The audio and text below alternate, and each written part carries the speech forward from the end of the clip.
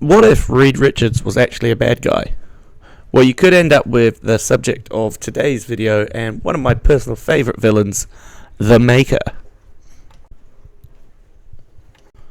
So to get things started, we need to venture into the Ultimate Universe, or Universe 1610, first appearing in 2004.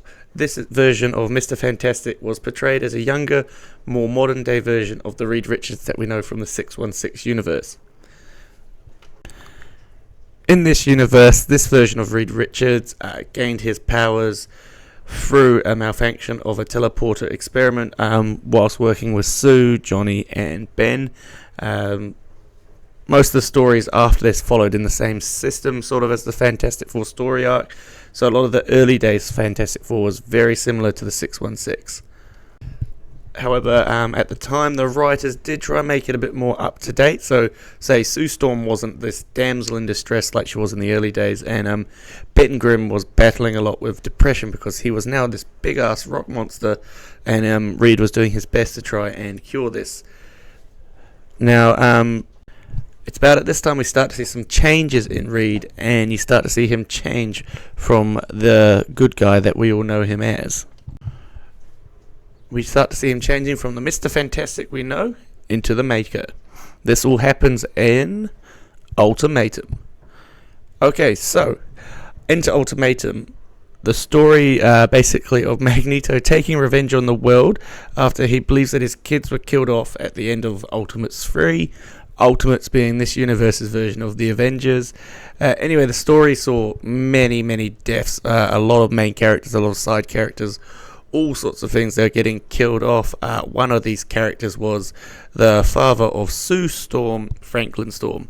Now Reed, being very socially awkward and terrible at reading any situation, uses this time to propose to the heartbroken Sue Storm. She says no, and as a result the Fantastic Four split up. So again, going down a very different path to the original Fantastic Four. Now the next time that we see Reed, it pops up he's working with these aliens to steal gadgets from Project Pegasus. You can already see from now that Reed's mindset of the world has changed. He's got more of a sinister outlook on everything due to basically the tragedy of losing Sue. He's heartbroken and all the death of his friends. The government actually perceives Reed now as a threat to the world, and he's got a new motivation, which is basically to discover a world where he can improve and make it all his own. So after some time trapped in the negative zone, Reed escapes, claiming that he will basically win back all his friends and everyone will love him again once he saves the world. However, this is when the big reveal comes that Reed is actually the Maker. He's created and is the ruler of a city of the Children of Tomorrow. This is a race of genetically engineered superhumans. Reed had actually spent 1,000 years in a distant future where he was unable to age due to his powers, and his head had been stretched proportionally out of shape, allowing for increased intelligence, hence why he wears this interesting new helmet now. Reed, with the help from this universe's Kang, assembles part of the Infinity Gauntlet, and he has plans to basically shape this world into his own. He battles a bit with the Avengers, but then there's a big story arc where Galactus appears. Now, Galactus being multiversal, this is the same Galactus that battled the 616 Avengers. And for some reason, at this point in time, Mysterio from the 616 universe is over in this universe in the Ultimates, and he mentions that, well, Reed in his timeline was able to beat Galactus, so the Ultimates go to the Maker and say, hey, we need your help desperately. For some reason, you're the only one who can help us win.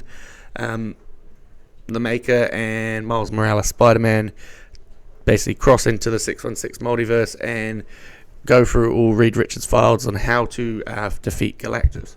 Now, while they were there, Reed bumps into Valeria Richards, which is his daughter from this universe. Now, because he and Sue never got together, there's not the possibility of Franklin Richards or Valeria Richards, so it really upset the Maker and kind of set shockwaves down his spine.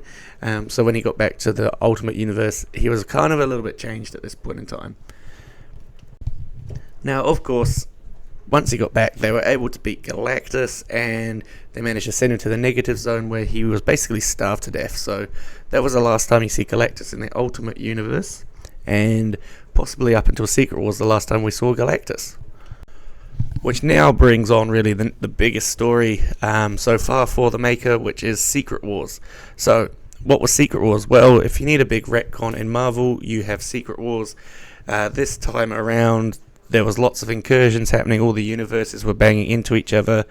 The Beyonders were coming, which I think was slightly different from the Beyonder, but the Beyonders were coming, and somehow Doctor Doom and the Molecule Man managed to create their own Secret Wars universe with all the good parts that they liked and making it their own.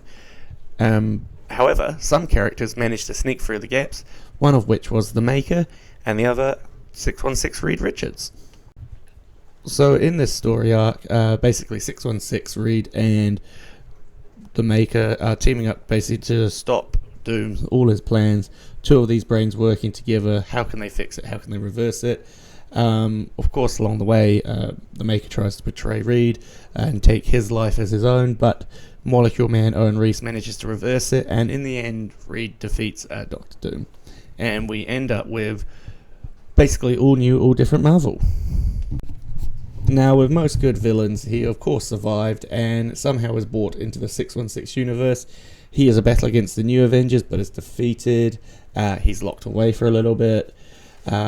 He's seen again interacting with an elderly Eddie Brock around the King in Black story arc, talking about the symbiote Venom. He bonds with his version of the Venom symbiote from the 1610 universe, which somehow has carried itself over as well. But then again, he is also defeated by the symbiote called Virus, who banishes him back to the newly reformed Ultimate Universe. So the universe is coming back.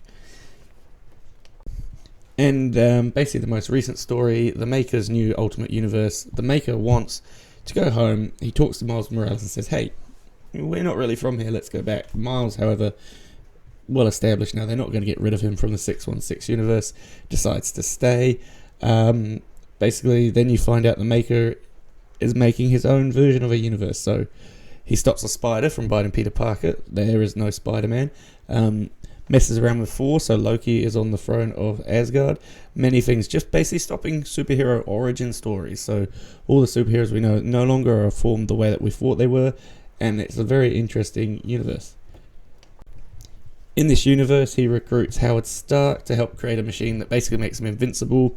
However, when another version of Kang turns up with another version of the Ultimates, they spoil the party, seemingly killing off the Maker at the time, but we all know he won't stay dead for that long. Alright, so powers and abilities. Well, at 16 years old, he had an IQ of 267, which is quite crazy. His elasticity is supposed to be stronger and a bit more durable than his 616 counterpart. However, he can only extend for shorter periods of time, so a bit better, a bit worse.